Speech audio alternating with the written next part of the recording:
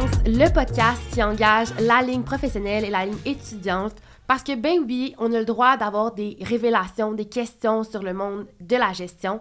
Et c'est pourquoi, en fait, le podcast Correspondance, c'est un podcast divertissant, rempli d'histoires véritables, de discussions et de conseils pour réussir en tant que jeune professionnel en gestion. Ben oui, on veut une relève épanouie. Je me présente Aurélie et aujourd'hui, je suis accompagnée de Danica et Ariane. Salut les filles! Allô. Salut! Je vous laisse vous présenter. Vous êtes qui? Oui, ben je peux commencer. Dans le fond, moi, c'est Danica, c'est ça, j'étudie en comptabilité. Et dans le bac, présentement, après ça, je vais faire le DSS et faire le cheminement pour CPA.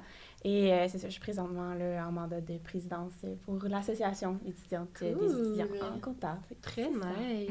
Et toi, Ariane? Moi aussi, je suis comme Danica dans le bac en comptabilité. Je finis à l'hiver, je vais aussi faire le DES après.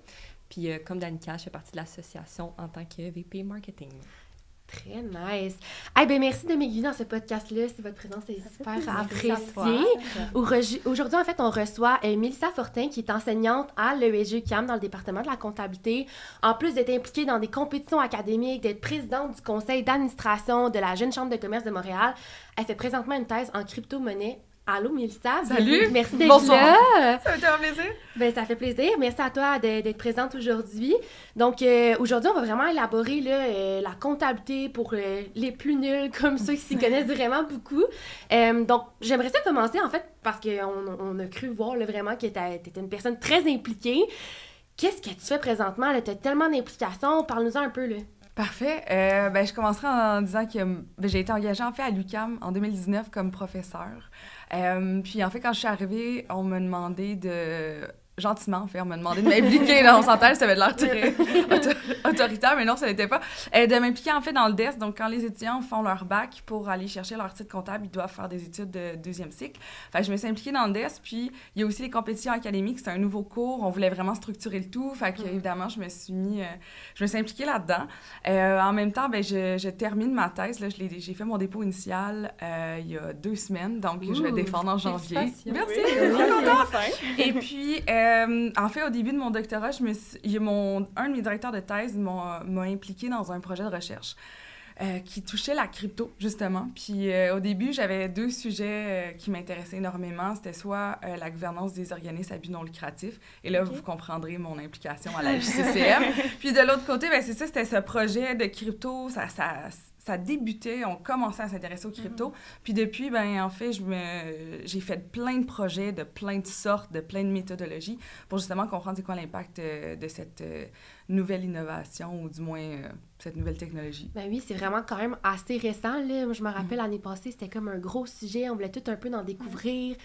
Puis là, c'est le fun que tu puisses avoir fait en fait une thèse là-dessus. Là. C'est quand même récent. Fait que j'imagine que tu as travaillé fort pour y arriver. En fait, je pense que la partie la plus difficile, c'est quand on recule il y a 4 ans et demi, quand j'ai commencé la thèse. C'était pour comprendre, exemple, la base de la crypto, savoir comment le Bitcoin, c'est parti comment, qui a fait quoi.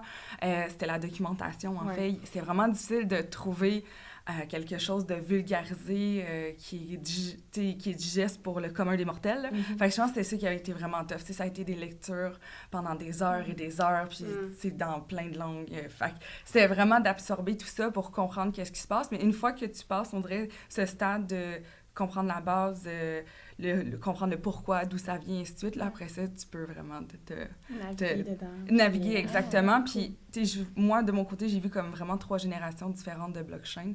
Fait que je me suis amusée dans ma thèse à regarder les 3. Fait que je me suis bien amusée. Bref. En as-tu une préférée ou... Oui, bien sûr. Bien sûr. En fait, quand j'étais étudiante comme vous à l'ESG en comptabilité, j'avais les notes pour aller à l'époque comme une CA. J'aurais pu aller en information financière ou auditrice. Ouais. Puis ça m'intéressait vraiment pas. J'ai fait le choix difficile à l'époque d'aller comme CMA. Donc, je suis une fan finie et passionnée de la comptabilité de management. Fait que dans les dernières générations de blockchain, là, on l'utilise non pas nécessairement pour la crypto, mais plus la technologie elle-même pour répondre à des besoins d'entreprise, exemple, chaîne d'approvisionnement, tu sais, vraiment suivre du point A au point B, et ainsi de suite. Et ça me fait vraiment triper. C'est le dernier papier de ma thèse, puis je vous le dis, là, c'est vraiment comme mon sujet de prédilection. C'est vraiment mon préféré. Les facettes de la crypto qu'on parle un peu moins, là, en général, moi non plus, je savais pas. Dans le fond, ce côté-là. Ben, quand vous allez m'avoir en profondeur. Ben oui, c'est ça, va se passer. Ah, cool, mon Dieu. Là, c'est tout beau tout ça, mais par où tu as commencé? C'est quoi les études que tu as fait? Comment tu es rendue la femme épanouie que tu es aujourd'hui? En fait, je suis rentrée à l'ESG UQAM, je vous dirai pas la date, ça va me trahir. J'ai fait mes études à l'UQAM, je fais partie de ces jeunes femmes très occupées, puis il y avait aussi, à l'époque, j'avais pas nécessairement le soutien financier pour faire mes études, fait que je travaillais puis j'étudiais, et j'ai appris très jeune à composer un peu avec les deux.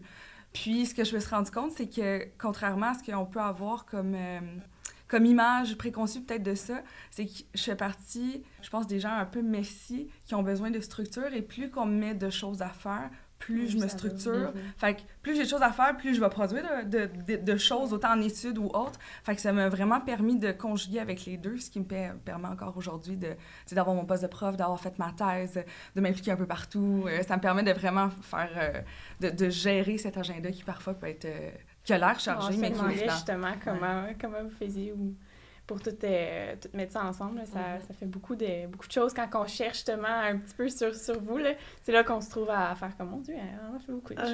C'est comme, wow! Félicitations pour tout ça. Pour merci. Mais je pense aussi que c'est la passion. Tu sais, quand on fait ce qu'on aime, c'est plus facile de faire plusieurs choses puis de s'impliquer. Puis je pense aussi que c'est dans la plus-value que je peux avoir / ce que je peux en tirer. Tu sais, clairement, il y a plein de choses que j'ai faites que... je pense que je dis oui à tout aussi. Ça peut être un défaut comme ça peut être génial. J'ai fait des rencontres fantastiques à cause de ça aussi dans mon parcours. Fait que, si je peux vous inciter à dire oui tout le temps. Ben justement, parlant de job étudiant, parlant de travail, on se posait la question, c'est quoi ta première job étudiante? Puis est-ce que tu as déjà travaillé justement avant, j'imagine, dans des domaines plus comptables avant d'en venir où est-ce que tu en es aujourd'hui? Non, en fait, si je pense à ma première job, quand j'étais au cégep, je travaillais dans un centre de jardin. Alors maintenant, on peut le voir chez nous, il y a des plantes partout. Je suis vraiment teintée par ça. Sinon, quand j'étudiais en comptabilité, quand je faisais mon bac, ma tante avait un restaurant dans le musée de la Pointe-à-Calière. Puis le soir, il faisait souvent des événements. Fait que, tu sais, comme c'est pas de la restauration aux tables, c'était vraiment des bouchées. Fait que c'était, je vous dirais, c'était très variable comme horaire. Tu sais, des fois, je pouvais travailler 3 soirs semaine. Puis à l'époque, c'était très payant. Fait que, tu sais, c'était comme... Je finissais l'école, je courais dans le Vieux-Port, je passais des bouchées, j'allais me coucher. Mais ça m'a permis de, justement, tu sais, faire un peu les deux. Puis j'avais cet objectif de finir en 3 ans. Fait que j'ai tout fait. Tu sais, je prenais des cours d'été, je travaillais l'été. L'été, je travaillais plus pour me ramasser des sous pour travailler moins l'hiver. Tu sais, comme... Bref, un gros budget annuel, comme une bonne comptable. Ça partait de là, souvent. Ouais, exact. Puis... Comment tu fais pour concilier tous ces engagements-là? On en parlait tantôt, là, ça a l'air chargé d'avoir toutes ces implications-là, mais y a-tu des trucs que tu peux donner à nos étudiants, en fait, sur comment on peut tout concilier ça dans une seule vie, là? Bien sûr. En fait, tu sais, dans une journée, je pense que c'est important de se mettre des limites, là, tu sais, à quelle heure qu'on commence, à quelle heure on finit. Vous êtes jeune, fait que vous avez beaucoup d'énergie, tu sais, je pense que déborder le soir, un soir semaine, 2 soirs semaine, je pense que ça se fait, en tout cas, du moins, de mon côté, ça se fait. Je pense que c'est, comme je vous disais un peu au début, la structure, l'organisation, tu sais, je pense que quand on est vraiment près d'avance, c'est plus facile de, justement, mettre plus de choses dans son agenda.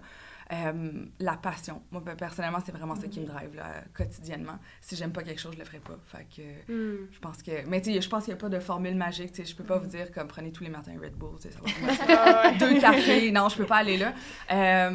Je pense que c'est vraiment de trouver des choses qui nous passionnent puis qui nous permettent d'avancer, là, mais j'ai pas de truc de recette magique pour l'agenda. T'es quelqu'un qui a beaucoup de passion ou vraiment, quand t'en as une, tu stick à ça? J'en ai beaucoup. Okay. Quand j'étais plus jeune, ma pauvre mère, le nombre de jobs que j'ai dit que j'aurais aimé avoir ou de métiers ou de professions. Puis pourquoi la comptabilité en bout de ligne? Ça, c'est vraiment drôle. En fait, quand je me suis inscrite au cégep, j'étais en soins infirmiers. J'adore vraiment les gens. Là, j'aime ça, m'occuper des gens. Là. Je suis vraiment une petite mère, des fois. Puis quand je suis arrivée pour commencer ma session, là, si vous me permettez certains anglicismes, j'ai vraiment choqué. Je me suis rendu compte, j'ai pas peur du sang. Je pense que j'aurais été une bonne infirmière, mais je suis tellement une personne sensible que j'aurais passé ma journée à pleurer. Comme, tu sais, mon patient qui se sent pas bien ou la madame qui, tu sais, comme, j'aurais pas été capable. Il y avait comme trop d'émotions attachées. Ouais, exactement. Je suis vraiment une personne très émotive, très sensible, malgré ce que je peux peut-être projeter des fois. Fait que je me suis rendu compte que je pouvais pas être dans des relations d'aide. Je pense que ça aurait été très nocif pour moi. Fait qu'on a eu une présentation de quelqu'un qui venait parler de la comptabilité. Puis là, j'ai réalisé que toute entreprise a besoin d'un ou d'une comptable. Puis là, je me disais, je vais aller travailler aux UQRMB, je peux. Ou si je vais aller travailler chez Bombardier, ils ont besoin de moi. Tu sais, comme ils vont avoir besoin de moi. Puis en comptabilité, veut pas, on est dans les chiffres, oui, mais on peut interagir tellement de plein de façons, puis on peut tellement aider les gens de plein de façons, que finalement, on dirait que c'était ma porte de sortie pour faire tout ce que je veux, ou du moins ouvrir toutes les portes, puis avoir une certaine distance là, avec cette fameuse relation d'aide que je pourrais probablement pas faire. Là. Très cool. Puis là, tantôt, on parlait d'implication et tout, mais est-ce que, justement, quand tu étais au cégep, à l'université, au secondaire, tu étais une fille autant impliquée que ça ou pas du tout, là? Oui, vraiment. Oui, je pense que j'aime ça m'impliquer, j'aime ça partager. En fait, j'aime l'humain de façon très générale. Là. Fait que j'adore rencontrer des nouvelles personnes. Quand j'ai fini mon bac, je me suis impliquée dans un organisme à but non lucratif qui était à Verdun. J'avais trouvé ça sur un site Internet. J'étais juste curieuse. Je savais pas par où commencer. Fait que je me suis dit, je vais regarder. Puis finalement, cet organisme-là, j'ai fait mon projet de mémoire avec eux. Fait que, il y a tout le temps plein d'occasions dans la vie. Il faut juste les créer. Exactement. Fait que ça me tient vraiment à cœur, en plus, l'implication dans les organismes à but non lucratif, là, de façon générale au Québec, clairement. Je trouve ça vraiment important. Fait que je voulais m'impliquer. C'était dans quel domaine, au PNL? En fait, c'était en santé mentale. En fait, ça se rapproche vraiment de ce que je vous disais que je ne pouvais pas faire. Puis je ne pourrais pas plus aujourd'hui. C'était vraiment, en fait, à Verdun, il y a un hôpital psychiatrique. Puis en fait, souvent, des personnes, exemple, soit qui ont des idées noires ou sont intoxiquées ou peu importe, ils rentrent à l'hôpital psychiatrique. Puis tu sais, le gap entre retourner à la vie normale, ça prend comme une zone tampon un peu entre les deux. Fait que l'organisme, en fait, les accueille pendant 1 à 3 semaines pour justement leur redonner un peu le pouvoir de leur vie, de les guider. Ils habitent vraiment dans la maison pendant 3 semaines. Des fois, c'est des questions de violence familiale. En tout cas, bref, il y a plusieurs raisons. C'est vraiment pour les adultes. Fait qu'on dirait que de m'impliquer là, ça me permettait de faire vraiment un bon geste et aligner mes valeurs avec quelque chose que je sais que j'aurais jamais pu faire comme intervenante, mais comme comptable, tu mets juste ton petit grain de sel. Oui, t'es juste là. C'est ça. Puis limite, tu peux comme t'informer sur comment ça se passe, tout ça, puis juste en même temps te déconnecter de ça. Puis ça te permet de faire, de contribuer sans te mettre les deux mains dedans. Fait que, c'était comme la position la plus sécure que je pouvais trouver. C'est bien. Tout en gardant le sentiment de j'ai fait bien les choses et ça me fait sentir bien de... Tellement. Dans le fond, c'est pas si anodin que ça d'étudier ça, c'est infirmier. Hein, les valeurs sont présentes. Justement, on parle d'organismes. Pourquoi tu as vraiment, en fait, choisi de t'impliquer à la Jeune Chambre de commerce de Montréal? Y a-t-il une raison du pourquoi? Est-ce qu'il y a quelque chose qui t'a amené sur ton chemin vers cet organisme-là? Comment ça s'est développé? En fait, quand j'ai fait mon projet de mémoire, je recule un peu en arrière, là, j'ai fait mon projet de mémoire avec cet organisme-là. Puis après ça, il fallait que je termine la maîtrise. J'ai rentré au doc, fait que tout ça en même temps, c'était un peu trop. Puis à cette époque-là, j'habitais complètement montréaliste, fait que ça me prenait comme une éternité de me rendre à mes CA. Fait que malheureusement, j'ai décidé de comme plus m'impliquer là. Puis à un moment donné, je sais pas pourquoi, c'est tombé sous mes yeux. Il y avait justement l'offre de la Jeune Chambre de commerce de Montréal qui cherchait des administrateurs. Puis je sais pas pourquoi, ça m'a accroché. Fait que là, j'ai commencé à lire c'est qui la JCCM, qu'est-ce qu'ils font, blablabla. Puis là, je me suis dit, me semble que ça serait un parfaitement alignement avec ce que j'aime, ce que je veux faire, puis je voulais continuer à m'impliquer. Fait que j'ai passé l'entrevue, puis quand j'ai passé l'entrevue, je suis sortie de là, puis je me suis dit, ça y est, c'est sûr, j'ai pas le poste. Non, j'avais vraiment pas un bon feeling, j'étais comme ça, je vais passer à autre chose, je passerai à une autre occasion. Puis souvent, je les regarde, dans les conseils d'administration, mettons, des caisses des jardins, souvent, ils cherchent des postes de jeunes professionnels jusqu'à 35 ans, des choses comme ça, ou qu'est-ce que j'ai vu aussi dernièrement? En tout cas, bref, il y a plein d'organismes qui en cherchent, fait que je les regarde. Mon ordre aussi, j'ai regardé. Okay. Mais là, avec la HCCM, dernièrement, c'est quand même un peu plus prenant. Fait que j'aime mieux bien m'investir, fait que je me concentre sur la Jeune Chambre de commerce de Montréal. Puis finalement, tu l'as eu. Oui, j'ai eu le poste. Non, mais tu sais, malgré l'entrevue. Oui, malgré l'entrevue, mais ça, ils m'ont posé des questions tellement précises. Tu sais, la Jeune Chambre de commerce de Montréal sont super bien organisées. C'est vraiment une super belle école de gouvernance. Fait que quand ils m'ont passé l'entrevue, ils m'ont dit, tu sais, Mélissa, est-ce que tu peux nous définir c'est quoi la gestion de risque? Puis là, je me disais, wow, OK, mais tu sais, si j'avais pas enseigné ça il y a une semaine, j'aurais figé comme un chevreuil. Mais là, vu que je l'avais enseigné, j'étais j'avais quasiment mon PowerPoint de près. Fait que ça a vraiment bien passé à ce niveau-là, mais comme, tu sais, quand tu sors dans l'entrevue, tu sais pas l'impression que tu as donnée, là. Fait que, évidemment, ça s'est bien... Puis tu sais, à la Jeune Chambre, c'est quoi vous faites en gros? Parce qu'on le nomme souvent, mais on dirait qu'on ne sait pas trop ce qui se passe. Effectivement, c'est drôle que tu poses cette question-là parce qu'on a refait notre planification stratégique il y a à peu près 1 an et demi, puis ça fait partie des choses qui ressortent. On connaît le nom, mais qu'est-ce que la JCCM fait dans l'écosystème montréalais? On fait plein de choses. Je te dirais, on fait de l'accompagnement, mentorat pour les jeunes professionnels qui veulent évoluer soit dans leur organisation, donc on va parler d'intrapreneurs ou des entrepreneurs qui veulent partir leur propre entreprise. On a de la formation pour des jeunes administrateurs. Dernièrement, on a parti une nouvelle cohorte pour justement développer les jeunes avec leurs habiletés ESG. Bref, il y a vraiment plein de beaux projets. Ça, c'est, je te dirais, les classiques. Puis là, avec la nouvelle planification stratégique, on a plein de beaux projets qui s'en viennent. Il y a des choses que je peux pas vous partager. C'est ça, exact, c'est confidentiel, mais c'est ça, en fait, la JCCM existe depuis 90 ans, puis on l'a fêté, en fait, en juin dernier. Puis vraiment, là, on est vraiment dans une phase de professionnalisation de l'organisme, fait que, bref, il y a plein de choses qui s'en viennent. Oui, de nouveaux projets. Mettons, jeune entrepreneur, peu importe, entrepreneur, qui désire avoir de l'aide, peut carrément juste aller... en plus, on organise plein de choses. Là. Il y a le Gala Arista qu'on a eu dernièrement. Fait qu'on met en valeur plein de jeunes, autant intra-entrepreneurs, jeunes professionnels, jeunes cadres. Souvent, on associe la JCCM à entrepreneurs, mais non, c'est les jeunes. Fait vraiment un peu, pas n'importe qui, mais tous les jeunes qui désirent avoir de l'aide. N'importe qui pourrait être un membre de la JCCM, 100%. Wow. Puis des fois, je me demande, en fait, pourquoi à l'ESG UQAM, nos étudiants ne sont pas quelque chose à faire. Je vous lance une perche, les filles. On s'en reparlera avec plaisir. C'est vraiment une belle ressource. C'est cool. Puis, qu'est-ce qui te rend le plus fier de ces implications-là? Il y a clairement quelque chose qui règne en toi que t'es comme « Wow! » Ça me rend tellement fière de pouvoir m'impliquer dans, justement, la Jeune Chambre de commerce, auprès des compétitions. Qu'est-ce qui en ressort? Je dirais, il y a 2 choses. Première chose, c'est j'aime partager mon expertise comptable. Tu sais, souvent, je dis que je suis une philanthrope, mais de temps. Tu sais, où est-ce que je suis en ce moment, tu sais, j'aurais pas les sous à donner à n'importe quel organisme qui en aurait besoin.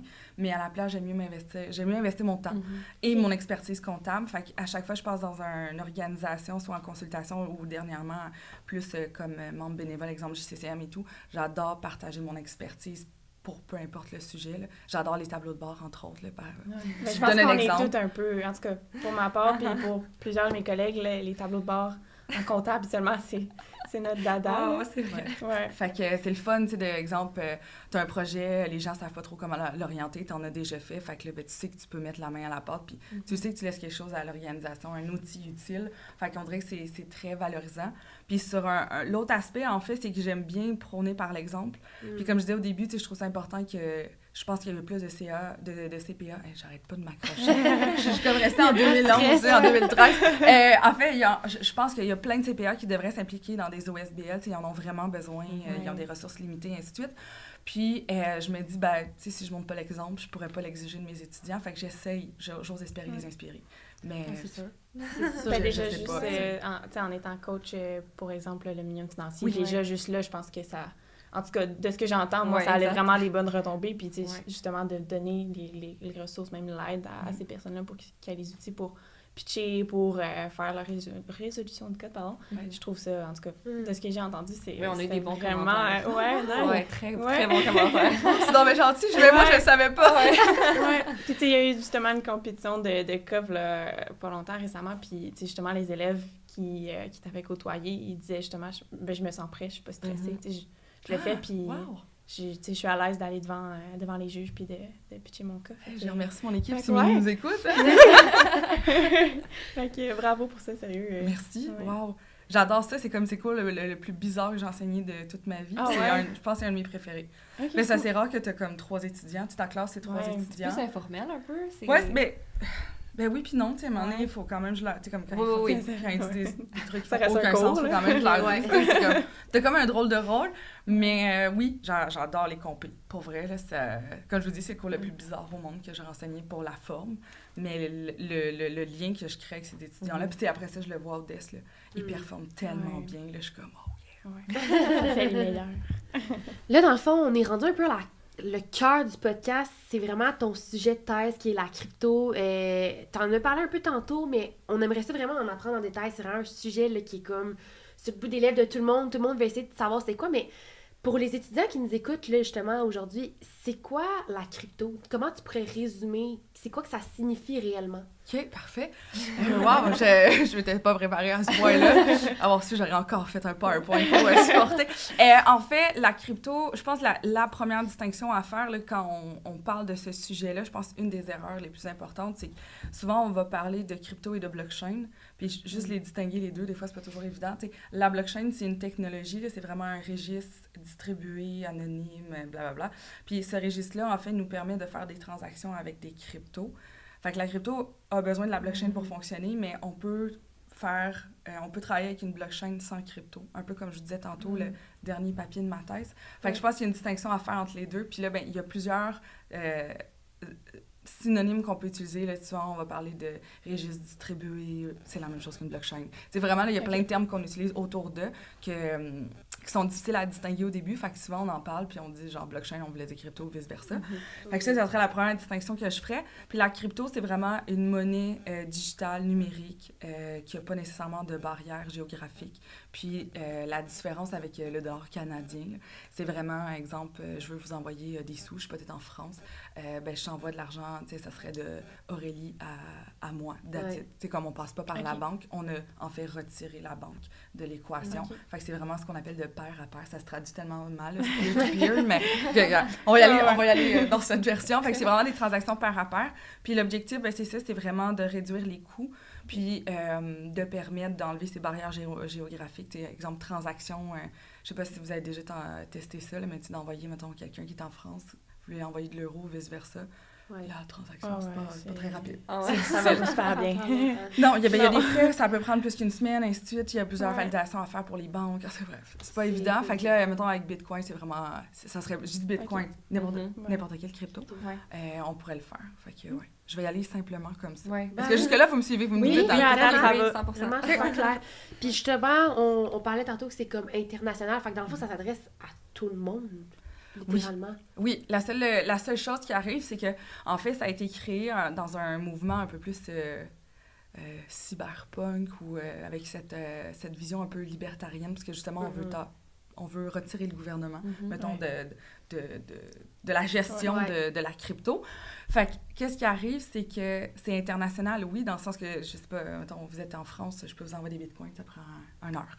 La seule chose, c'est qu'en termes de réglementation, chaque pays a une réglementation différente, puis il y a beaucoup de flou encore. Fait que qu'est-ce qui est légal, qu'est-ce qui est illégal, c'est vraiment touché. Fait que je pense que c'est là la plus grosse difficulté en ce moment avec les cryptos, c'est ça.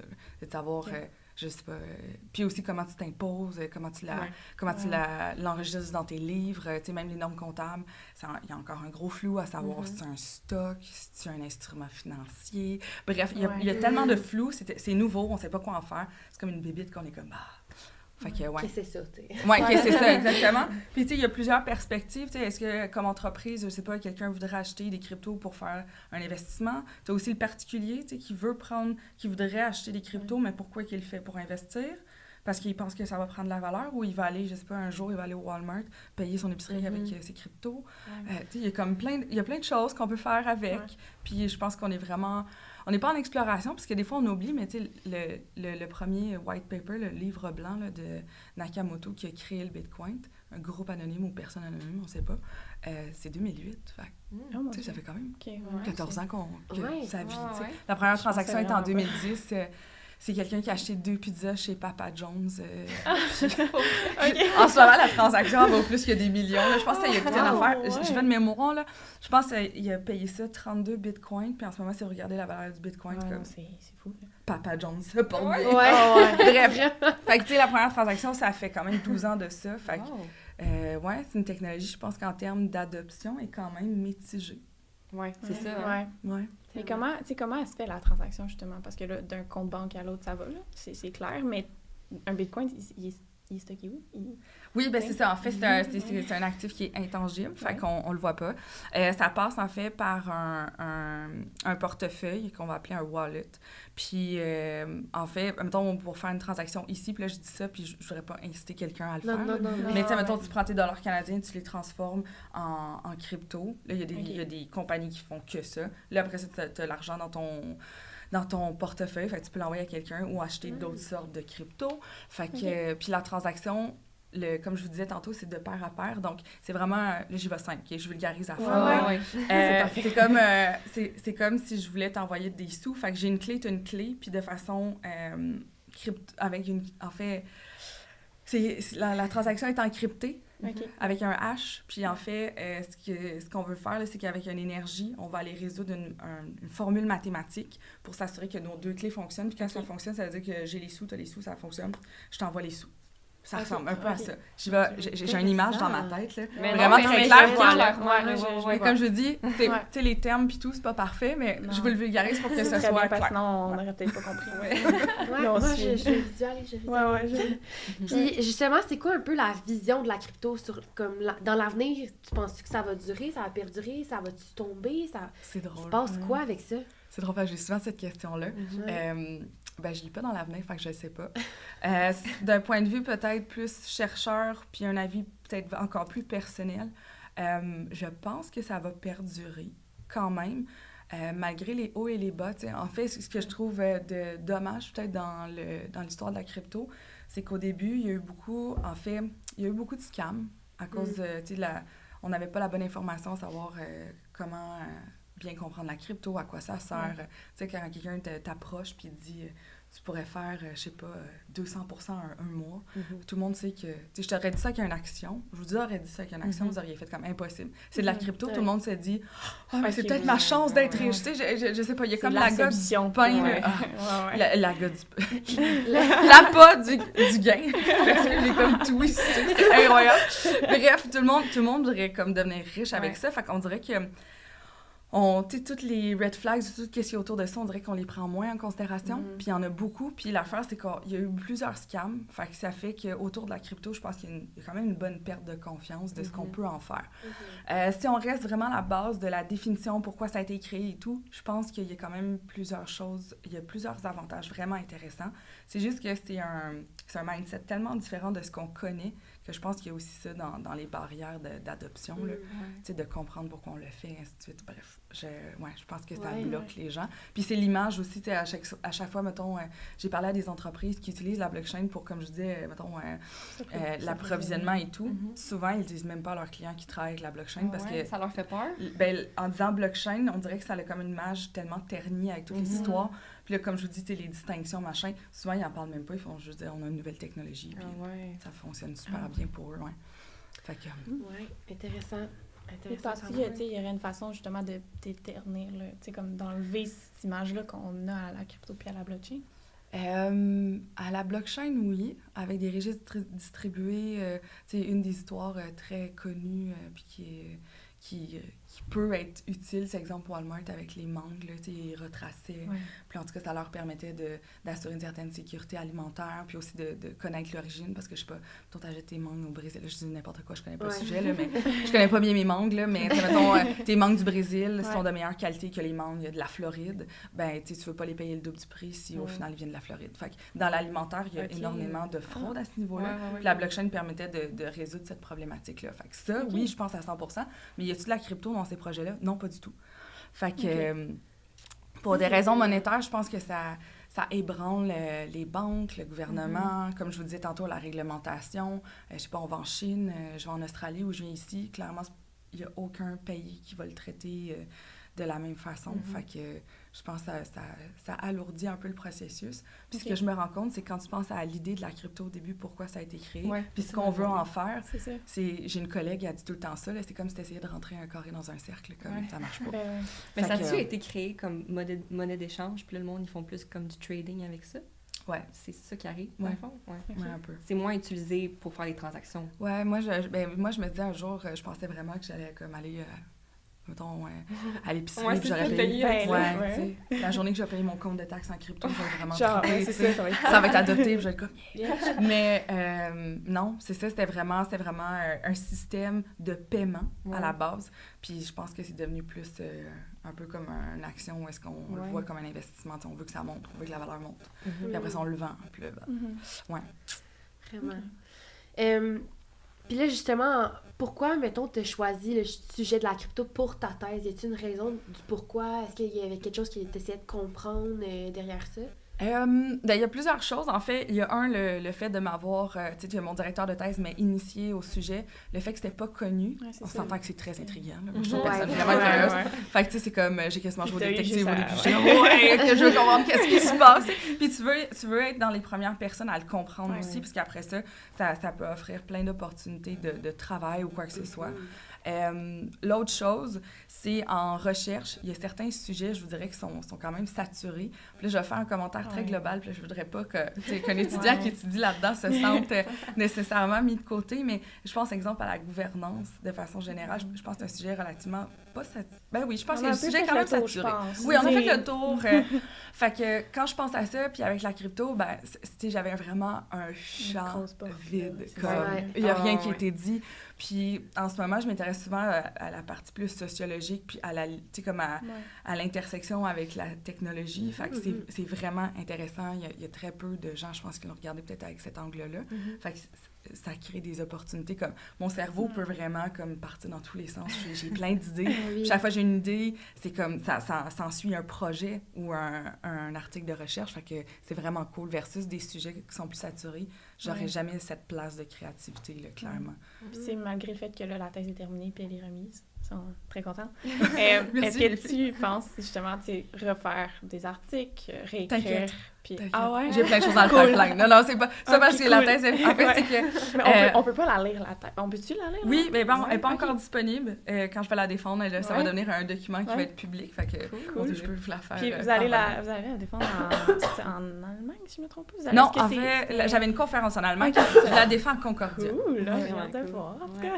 Moi aussi, parce que le truc de la blockchain, là, je savais vraiment pas que ça pouvait être utilisé, tu sais, à des fins de même alimentaires, même des bateaux, c'est fou.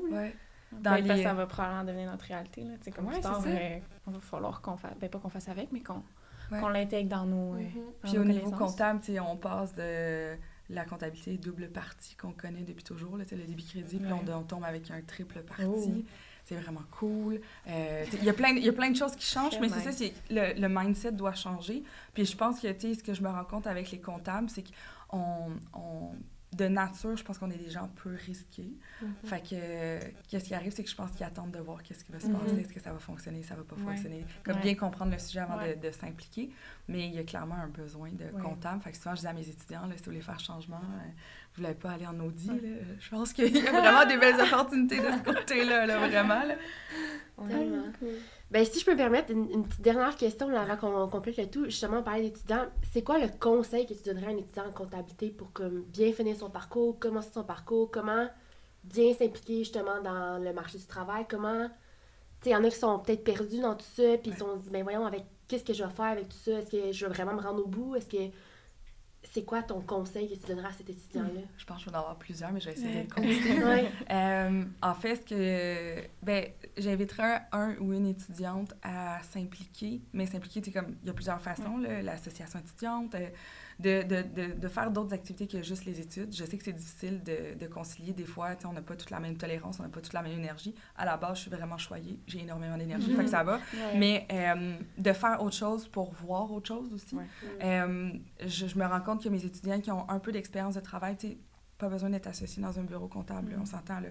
Puis ça prend du temps avant d'arriver à ce poste-là, mais quand même, juste je peux faire de la tenue de livre, peu importe, se mettre, d'aller chercher des exemples pratique pour après ça, quand tu arrives en classe, je pense que ça fait tellement plus de sens pour Ouais. bien intégrer la matière.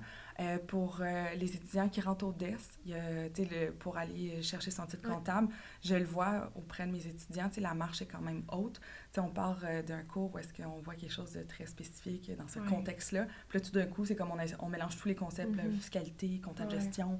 On mélange tout, puis on veut que tu intègres. Je pense que de bien se préparer... ça, je pense que c'est dans tout, là. Vraiment, bien se préparer, ça prend du temps, mais c'est tellement payant là, dans la vie de prévoir des choses à l'avance. Là. Je vous donne un exemple, peut-être pour rendre le tout plus concret. Je sors un peu de ma comptabilité puis de mon rôle de prof, mais à la JCCM, exemple, pour le poste de présidente, je suis pas arrivée du jour au lendemain en disant « J'aimerais être présidente. » Vous êtes d'accord? En fait, j'ai rencontré tous les membres du conseil d'administration 6 mois en avance, puis petit à petit, j'ai pris leurs commentaires à savoir qu'est-ce qu'ils aimeraient qu'ils s'améliorent, est-ce qu'ils me verraient à la présidence, justement, est-ce qu'il y a des choses qui leur tiennent à cœur, qu'on pourrait mettre de l'avant. Fait que, ça s'est pas fait du jour au lendemain, puis je pense que les études, c'est la même chose. Je sais que c'est demandant, des fois, c'est pas facile de tout prendre à l'avance, mais ça fait une différence énorme. Puis des fois, de le voir petit, des petites bouchées, là, moi, j'ai appris ça dans mon doctorat, il était tellement temps. J'étudie, exemple, 50 minutes, je prends 10 minutes de pause, puis en 50 minutes, je me donne un objectif. Exemple, je dois écrire 2 paragraphes pour tel papier de recherche. Puis taisez-vous, en fait, est vraiment bon pour ça. Là, il y a ça la méthode Pomodoro. Là, en tout cas, bref, tu fais des tomates. Puis ça, depuis que j'ai découvert ça, d'avoir des mini-objectifs, puis là, tu le fais, puis tu le barres. C'est juste pas pour vous. Moi, je suis très... avec ton surligneur de couleurs, là. Oh mon Dieu, la satisfaction là, de faire comme... c'est fait. Fait que d'apprendre à prendre, vraiment des petites choses, souvent, ces petites tâches-là mènent à quelque chose de vraiment plus gros. Fait que c'est mon constat. Après... Puis, comme tu dis, d'être préparé puis de se préparer. Cette préparation-là, justement, ça va être à travers les implications, à travers l'expérience de travail. Exact. Exact. Puis souvent, ça m'est arrivé même comme étudiante quand on a le nez collé dessus à l'école, on est tout le temps comme « Ouais, j'ai une bonne note. Ah, j'ai pas eu la note que je voulais. » Non, mais attends, là, t'as-tu une expérience de vie? T'as-tu être un ou une bonne professionnelle? Des fois, je pense de prendre juste le petit step back. Là, c'est rare que quand t'arrives pour une job, tu sors ton relevé de note. Disons les choses telles qu'elles sont. Fait que, je pense que justement, d'être empathique envers soi-même. On est tous très exigeants. On est vraiment dans des phases, surtout à l'université, je pense, très performance. Là. Je pense que d'avoir un peu d'empathie par moment... On a le droit d'être mettre humain. un petit peu sur nous. C'est pas tout le temps juste sur le travail qu'on fait, mais un petit peu aussi sur la personne qu'on devient. Exact. Puis de se connaître comme étudiant, il n'y a tellement pas... il n'y a aucun cerveau qui fonctionne de la même façon. Fait que, ça serait mes conseils, boîte à outils à faire ça. Merci beaucoup, Mélissa. C'est super apprécié que tu viennes nous parler de tous ces sujets-là aujourd'hui. J'espère qu'à la maison, vous en avez appris un peu plus sur la crypto, sur le parcours de Mélissa, mais aussi sur le fait que c'est pas grave si t'es pas impliqué, mais fais les pas d'avance. Vas-y un petit peu, à petit peu. Tu vas y arriver. Ça va arriver. Écoutez, merci les filles. C'est super apprécié à vous aussi de m'avoir aiguillée là-dedans. Ça me fera plaisir. Puis on se revoit sur un prochain podcast.